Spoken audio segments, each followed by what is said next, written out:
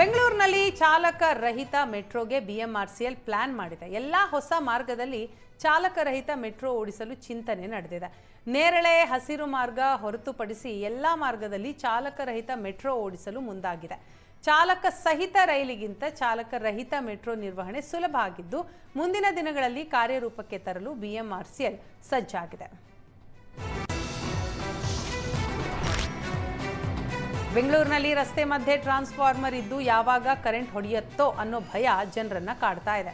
ಶ್ರೀರಾಂಪುರ 4ನೇ ಕ್ರಾಸ್ನಲ್ಲಿ ವೈರ್ ಜೋತು ಬಿದ್ದಿದೆ. ಟ್ರಾನ್ಸ್ಫಾರ್ಮರ್ ವೈರ್ಗಳಲ್ಲಿ ಕರೆಂಟ್ ಕಿಡಿಯಿಂದ ಶಬ್ದ ಬರ್ತಾ ಇದೆ. ಜೀವ ಭಯದಲ್ಲೇ ಶ್ರೀರಾಂಪುರ ಜನ ಓಡಾಡ್ತಾ ಇದ್ದಾರೆ. ಟ್ರಾನ್ಸ್ಫಾರ್ಮರ್ ಸ್ಥಳಾಂತರಕ್ಕೆ ಸ್ಥಳೀಯರು ಮನವಿ ಮಾಡಿದ್ರು. ಬೆಸ್ಕಾಂ ಅಧಿಕಾರಿಗಳು ನಿರ್ಲಕ್ಷ್ಯ ತೋರಿಸಿದ್ದಾರೆ.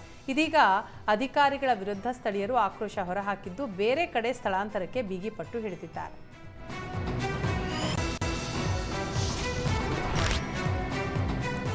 ಹಾಸ್ಟೆಲ್ ಆಹಾರ ಸೇವಿಸಿ 30ಕ್ಕೂ ಅಧಿಕ ವಿದ್ಯಾರ್ಥಿಗಳಲ್ಲಿ ವಾಂತಿ ಭೇದಿ ಕಾಣಿಸಿಕೊಂಡಿದೆ. ಯಾದಗಿರಿ ಜಿಲ್ಲೆಯ ಗುರುಮಠಕಲ್ ಪಟ್ಟಣದಲ್ಲಿರುವ ಬಾಲಕಿಯರ ಹಾಸ್ಟೆಲ್ನಲ್ಲಿ ಘಟನೆ ನಡೆದಿದೆ. ಹಾಸ್ಟೆಲ್ನಲ್ಲಿ ಚಿಕನ್ ಚಪಾತಿ ಊಟ ಮಾಡಿದ ವಿದ್ಯಾರ್ಥಿನಿಯರು ಅಸ್ವಸ್ಥಗೊಂಡಿದ್ರು. ಸದ್ಯ ವಿದ್ಯಾರ್ಥಿನಿಯರನ್ನ ಗುರುಮಠಕಲ್ ತಾಲೂಕು ಆಸ್ಪತ್ರೆಗೆ ದಾಖಲಿಸಿ ಚಿಕಿತ್ಸೆ ನೀಡಲಾಗ್ತಾ ಇದೆ. ಆಸ್ಪತ್ರೆಗೆ DC Harshal bowel, CEO Lavish ಒರಡಿಯಾ ಭೇಟಿ ನೀಡಿ ವಿದ್ಯಾರ್ಥಿನಿಯರ ಆರೋಗ್ಯ ವಿಚಾರಿಸಿದ್ದಾರೆ.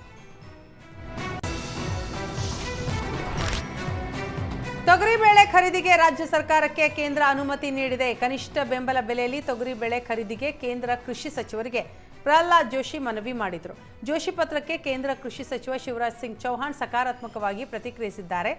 9.67 ಲಕ್ಷ ಮೆಟ್ರಿಕ್ ಟನ್ ತೊಗರಿಬೇಳೆ ಖರೀದಿಗೆ ಸಮ್ಮತಿಸಿದ್ದಾರೆ.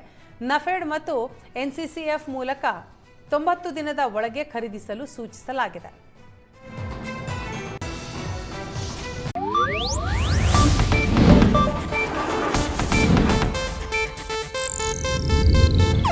ಇದು ಏಷ್ಯಾನೆಟ್ ನ್ಯೂಸ್ ನೆಟ್ವರ್ಕ್ ಪ್ರಸ್ತುತಿ.